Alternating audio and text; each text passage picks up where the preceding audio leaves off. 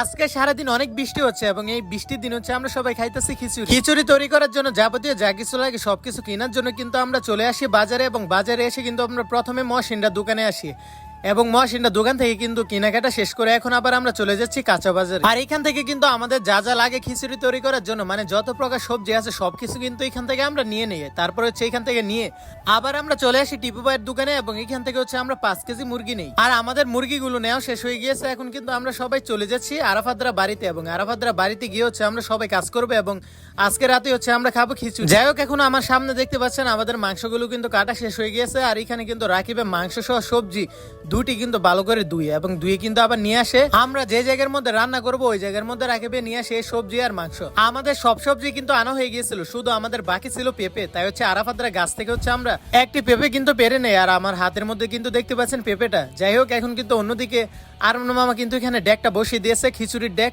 আর খিচুড়ির ডেকের পাশে কিন্তু বসানো হবে মাংসের করা এটা। আর এখন আমার সামনে দেখতে পাচ্ছেন রিমনে কিন্তু সব সবজিগুলো এই ডেকের মধ্যে দিয়ে দেয়। আর অন্যদিকে আপনারা দেখতে পাচ্ছেন জাকারে কিন্তু দিচ্ছে করার মধ্যে মাংসগুলো, এবং এখানে কিন্তু রান্না করা হচ্ছে মাংসগুলো এবং তার পাশে হচ্ছে খিচুড়ি রান্না করা হচ্ছে। অবশেষে কিন্তু আমাদের করার মাংসটা হয়ে গেছে। মাংস কিন্তু হতে বেশি সময় লাগে না, তাই হচ্ছে মাংসটা হয়ে গেছে।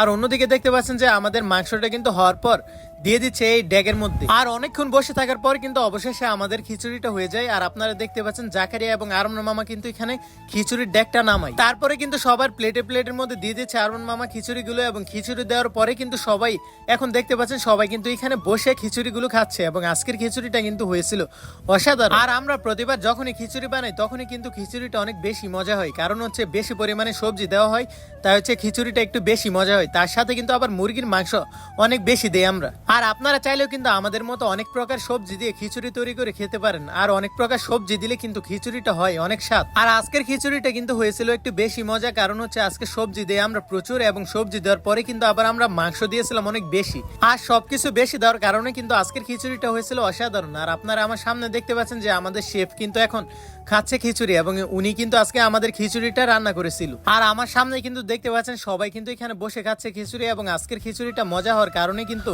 আজকে একটু বেশি খেয়ে ফেলেছিলাম খিচুড়ি। আর এখন কিন্তু বাজে হচ্ছে রাত 11টা।